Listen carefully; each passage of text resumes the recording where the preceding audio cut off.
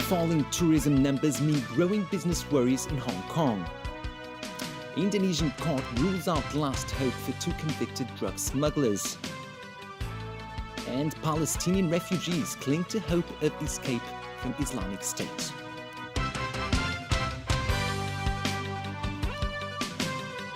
Good evening. Worries are growing over falling tourism numbers in Hong Kong. New figures show the number of mainland tour groups has dropped to its lowest level since the SARS outbreak in 2003. Diane To reports. You may have been enjoying the tranquility on the streets this long weekend. That's because many people are out of town. Outbound tour groups are doing 20% more business this Easter compared with a year ago. That's according to the Travel Industry Council. But the council is not happy about the inbound figures. The number of mainland tour groups has dropped by nearly 20% compared with last Easter.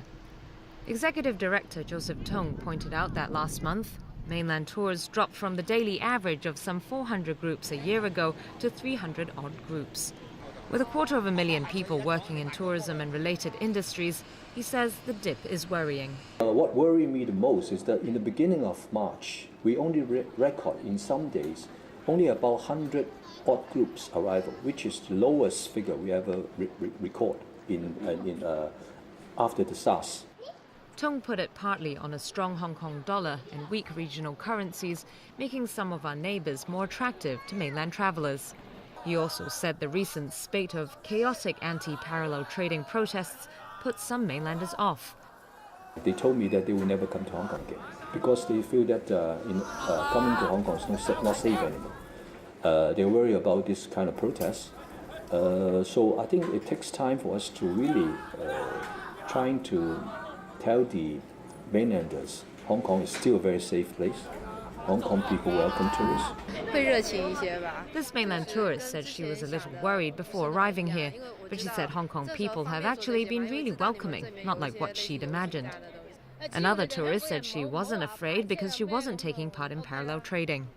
As for visitors from places other than the mainland, Tung said tour group arrivals from Southeast Asia have also dropped. He said the industry will study how to better promote Hong Kong as a tourist destination and attract visitors from around the world. Diane To, TVB News. Meanwhile, shops have been feeling the pinch in recent months because of a drop in visitor spending. But some relief may be on the way for businesses in the form of lower rents. For 11 years, this woman has been selling toys along Lee Garden Road in Causeway Bay. She says that until recently there were lots of tourists in the area, many people going to work, eating out and buying things. But now business seems to have slowed down and the area is definitely quieter. Early last year, when business was booming, the rent for this shop in Causeway Bay doubled. And now with business down, it's a double whammy. The chairman of a clothing company, Michael Tian, says it's a huge headache. He explains that many businesses in the area are operating at a loss, and he adds that his stores elsewhere are making up for the shortfall at the flagship shop in Causeway Bay. If staff quit, I might not recruit any replacements, Tian admits. In order to turn things around, Tian, who is also a legislator, is urging the government to extend the individual visit scheme to mainland cities with high purchasing power. These days, closed shop fronts are a pretty common sight in Causeway Bay. Estate agents put the current vacancy rate at 9%, the highest in over a decade. While finding a place to set up shop on Russell Street used to be a challenge, nowadays landlords are lowering rent. This currency exchange business just saw its rent cut by $80,000 to $300,000 per month. However, estate agent Daniel Wong notes that while many shops are empty, rents still remain high and business operators are cautious about reopening stores. He gives the example of some jewelry companies that have cut the number of their shops from 7 to just 2 or 3. Wong predicts that the slump in the retail sector will continue for now and projects further declines of between 10 and 15% in rents of street-level shops in busy districts. Terrifying moments for more than 50 bus passengers in Lantau today. They were trapped inside the bus after it crashed on South Lantau Road this afternoon. They managed to escape through a security door. The bus was left hanging on the edge of a slope after the driver lost control of the vehicle and crashed it onto the roadside curb. The 39-year-old driver was rushed to hospital with back injuries. An explosion has rocked a chemical plant in Jiangzhou in Fujian province. The blast happened early this evening. Residents in the area say it felt like an earthquake. The plant produces paraxylene or PX, a chemical used in making plastics. More than 400 firefighters are on the scene and reports say one person has been injured. PX plants have been highly controversial in China because of the pollution problems created for nearby residents. Plans to build such plants have caused huge demonstrations, including one last year in southern China. Overseas, an Indonesian court has rejected appeals by two Australian drug traffickers trying to avoid their executions. Miran Sukumaran and Andrew Chan were challenging President Joko Widodo's decision to refuse them clemency.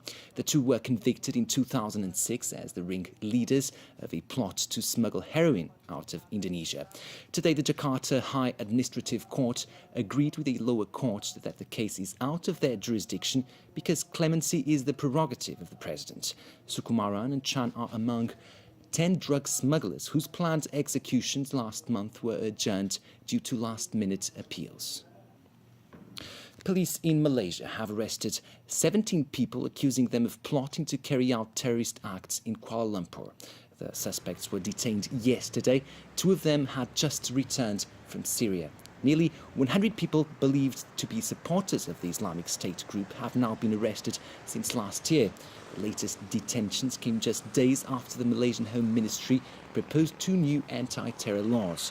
They will reintroduce indefinite detention without trial and allow the seizure of passports of anyone suspected of supporting terror acts. But critics warn that the proposed laws would undermine civil liberties. One opposition lawmaker says they could be used by the government to target political opponents.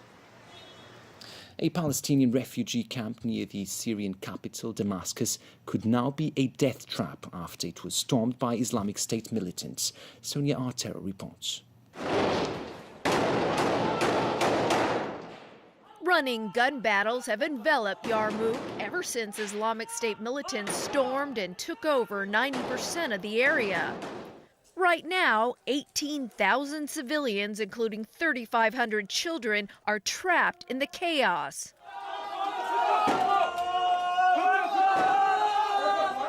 This video purports to show Islamic State militants seizing control of the Palestinian refugee camp. This United Nations representative insists conditions in the camp are beyond inhumane. We have not been able to send any food or any convoys into the camp since the current round of fighting started. People are holed up in their houses, there's fighting going on in the streets, there are reports of aerial bombardment. Right now, people are dying fleeing the intense shelling between Islamic State militants and Palestinian armed factions. This is why the UN is calling on all parties to stop the fighting so they can evacuate civilians. And with the intensity of the confrontations, our call has been for parties to immediately suspend military operations that put civilians in danger.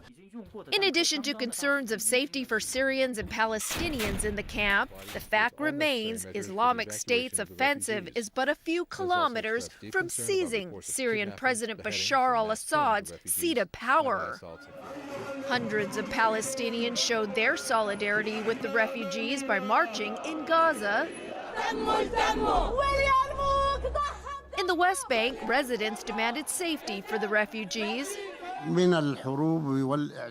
Palestinian President Mahmoud Abbas condemned the attack.